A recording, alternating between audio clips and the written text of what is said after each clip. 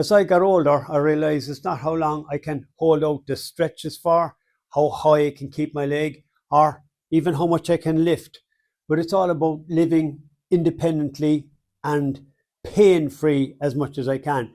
I want to be able to climb a ladder. I want to lift groceries. I want to be able to twist. And I also want to be able to, tie my shoelaces, even cut my toenails as I get older. So I need a combination of strength, suppleness, and mobility.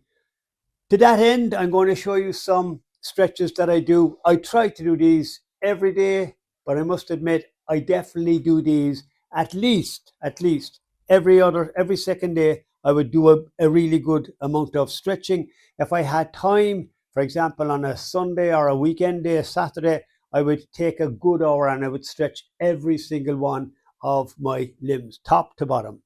Here are some examples. I normally start off with this exercise, hands against the wall.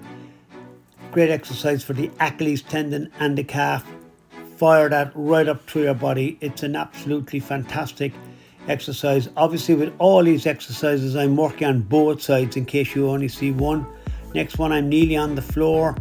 Head is down, working the hamstrings, pulling the toes back. And if you want an extra added bit of weight to get more stretch onto the hamstring, you'll see me using my fingertips here on the side of my head. So I'm using my body weight and the weight of my head to get an extra little bit of a pull on the hamstring. This one, a good overall stretch. Again, work both sides of the body. That's doing the hamstrings, it's doing the adductors, and it's doing the calves, and it's doing the glutes. It's a very good overall body workout. Here, I used to be able to do this one very, very well when I was a younger man. Obviously, I'm getting older, and you can see me using the wall for stability, even though I'm still happy enough with the strength in my legs for a guy with 2 hips. And I have to be very careful. This one is the hip flexor, and it pushes forward. And as I said, do these on both sides of your body for better results. With the hip flexor, I'm doing another one here that's similar to it, where I'm working on the quads and the hip flexor again. I have a near shield pushed against the wall, and I'm using this to get a really good push. I think that's called some people call that a couch stretch. You can do that on a couch as well. I normally do this routine no matter what I'm doing, even if I'm doing lifting weights or cycling. I nearly always do this exercise almost every day. Again, it's an easy exercise. I'm doing the hamstrings, and I'm seeing there, I'm pulling my body down first, keep my head back on the last minute, and at the last minute I'm dropping my head, getting that extra weight onto the leg. My hand is over my head here. I'm going down sideways this time, so I'm working the side of my body, working on the oblique, stretching the side of my body. This is another exercise that I'm doing on the floor, watching the small of my back. A lot of guys doing martial arts have back problems, and I'm making sure that that these back exercises is turning not just the obliques but also the lower part of my back. Hanging would complement that as well, especially when you're dealing with the lower back. Another one on your back, keep my back on the floor. I'm crossing one ankle on top of the other thigh, shoving my legs underneath. So there were some examples. I'm sure if you're past 50, you had to modify some of your own training routines as well.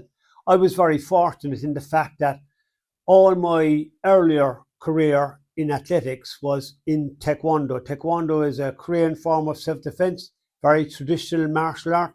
I still adhere to the discipline of that because I think that's fundamental to, I suppose, what you see in front of you now.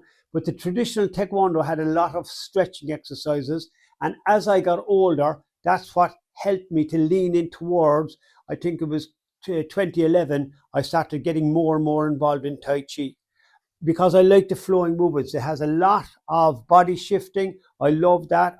There's a lot of weight bearing exercise in Tai Chi, but today we're very lucky because we're living in an age compared to when we were growing up. If you're especially 50-year-old guys there, when we were growing up, we were very limited. There was maybe yoga, and maybe there was a bit of martial arts.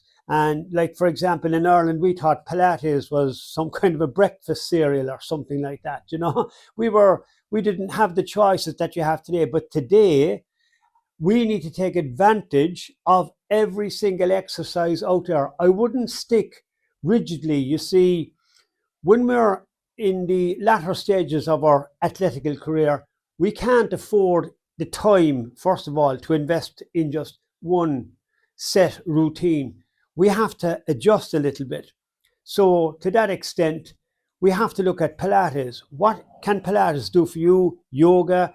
What else have you got today? You've got, within Tai Chi alone, you have Qigong. You know, I do a lot of Qigong exercises. You see me doing some of those exercises there. There's breath work, for crying out loud. Breath work. There's loads of breath work. Wim Hof, look him up.